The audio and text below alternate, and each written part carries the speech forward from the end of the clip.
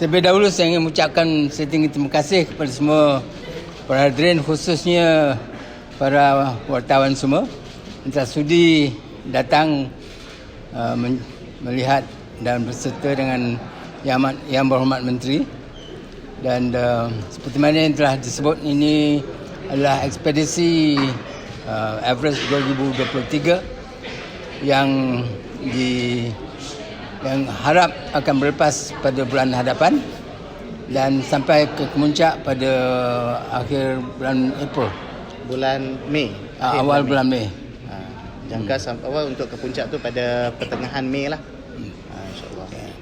Dan pasukan ini akan terdiri daripada Azim, ceritakanlah dia lebih fasih lagi. Okay.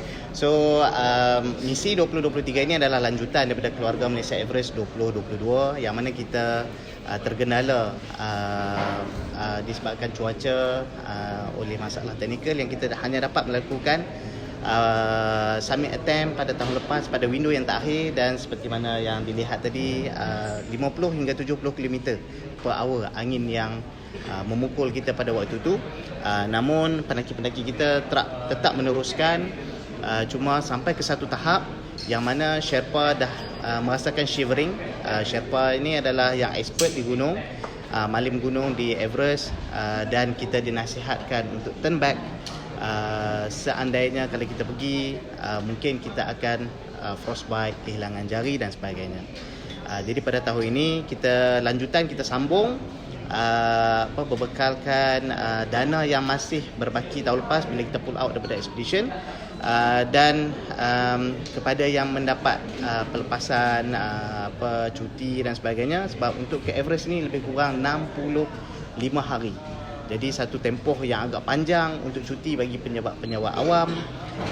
Jadi buat masa ini clearance 3 orang. Kita ada 3 orang yang akan ke puncak, iaitu Lieutenant Colonel Awang Askandar, Pengarah Angkatan Pertahanan Awam Malaysia Negeri Kedah, OKU Muhammad Hawari, staf Muzium Pulau Pinang, dan juga saya akan mengetuai misi pada tahun ini. Tahun lepas bukanlah cuaca, ada avalanche kan? Semualah tu satu package. Avalanche dan cuaca yang buruk, ya.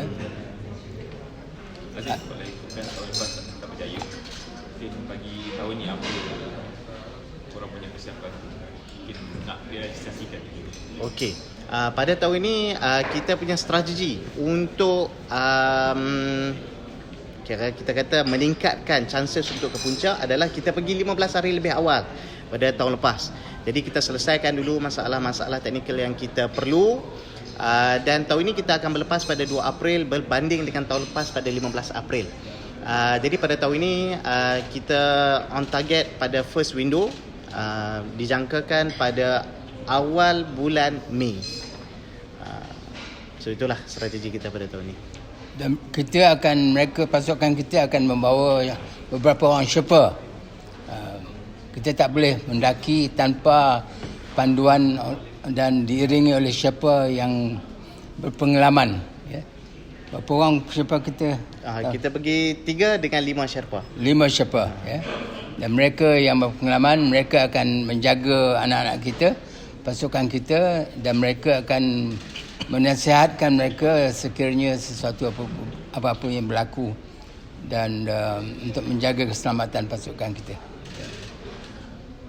Asli kalau ikutkan katanya pakai tahun lepas, untuk tahun ni memandangkan pakaian tahun lepas cukup tak untuk meneruskan misi? Dananya insyaAllah cukup. Baki kepada dana terdahulu, dan berasas dana yang baki itu boleh kita atur rancangan ke Kemuncak tahun ni. Cuma nyetel sampai 10 orang. Jadi kita pakai baki ni, kita berbaki buat masa sekarang ni yang kita mampu berbekalkan baki yang ada sekitar 3 orang. So memang kita tahun ni kita very constrained of the cost. Last year kita constrained of the cost. Tapi cuaca dan sebagainya. Tahun ni kita prepare untuk first window. Tapi dana yang berbekalkan tadi tu, buat masa sekarang kesediaan kita 3 orang. Soal yang mungkin saudara nak tanya, kenapa begitu lama? Ya, 2 bulan lebih kan? Oleh kerana tiap-tiap kali pergi ke Kemuncak, mereka kena acclimatize badan mereka. So tiap-tiap hari mereka naik 1000 meter, turun 1000 meter. Berjalan satu hari, naik 1000 meter, turun 1000 meter. Betul tak? Lebih kurang lah. Lebih kurang lah. Acclimatize ni maksudnya climb high, sleep low. Jadi kita dalam altitude, law of altitude adalah kita tak boleh mendaki lebih daripada 1000 meter untuk satu hari. Satu hari. Jadi the maximum kita akan boleh pergi adalah 1000 meter ketinggian, elevation, dan kita perlu bermalam. Sekiranya kita mencapai ke tahap lebih kurang 1000 meter, kita memerlukan 2 malam untuk acclimatize. Jadi pada acclimatize ni pula, kita akan naik di tempat tinggi, tidur balik di tempat yang sama. Jadi proses acclimatize tu akan berlaku climb high, sleep low. Oleh kerana itu lama tempoh yang diperlukan. Ada soalan apa? Cabaran dia macam mana? Apa cabaran dan jangkaan dia lah untuk misi ni? Mungkin dah prepare ke? Okey, untuk pendakian ke Gunung Everest ni, mengikut pengalaman saya yang pernah sampai ke puncak, memang Everest ni susah. Dia pun ada 2 laluan. Ada laluan Tibet, ada laluan Nepal. Tetapi laluan mana pun, Everest tu mencabar. Cabaran yang kita dalam ekspedisi ini adalah bila kita adanya OKU. Maksudnya daripada segi komunikasi dia tak dengar. Jadi di situlah kita menyusun strategi. Kita membuatkan bahasa isyarat tali. Kita belajar bahasa-bahasa isyarat untuk kita berkomunikasi dengan Hawari. Dan cabaran daripada segi pasukan dan juga Everest itu kita lakukan dengan kita training di sana. Jadi last year bila kita tak sampai ke puncak, tetapi dia menjadi satu training. Hawari dah sampai hampir ke camp 4. Ke 4 pendaki pada tahun lepas, 2 menunggu di Yellow Band, iaitu ketinggian 7,700 meter untuk summit attack. Tetapi lepas sejam, memang Sherpa mengatakan angin terlalu kuat. Macam yang kita tengok tadi tu adalah bahaya, yang mana the mountain is always there. Nyawa ni tetap satu. Jadi tahun ni insyaAllah kita akan buat balik dengan strategi pergi lebih awal. Lebih awal tu lah memang strategi kita.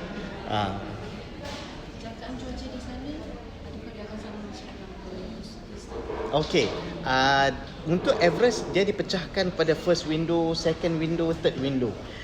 Jadi first window biasanya is a good weather.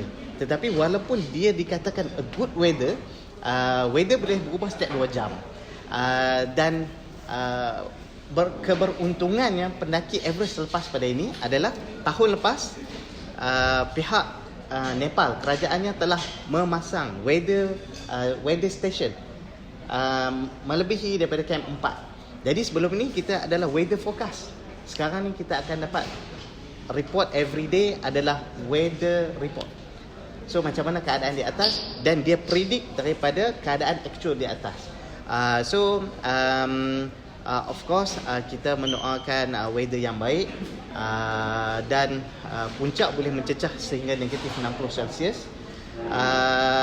Suhu sebenarnya tidak memberi cabaran yang sangat teruk, sebab suhu boleh diatasi dengan baju. Contohnya baju kita tu dia boleh menahan sehingga negatif 60 Celsius, kasutnya sehingga negatif 60 Celsius. Cabaran utama kepada pendaki adalah angin. So weather forecast yang kita ambil adalah wind. Wind tu tahun lepas kita kena 50 hingga 70 km. Pendakian Gunung Everest 35 km dah dianggap risky. Tapi tim kita tetap cuba push, sebab kita hanya ada satu window saja last year. Jadi kita cuba juga push. This year, kalau last year first window wind lebih kurang 10 km per hour sahaja. So kita memang the strategy is early window lah.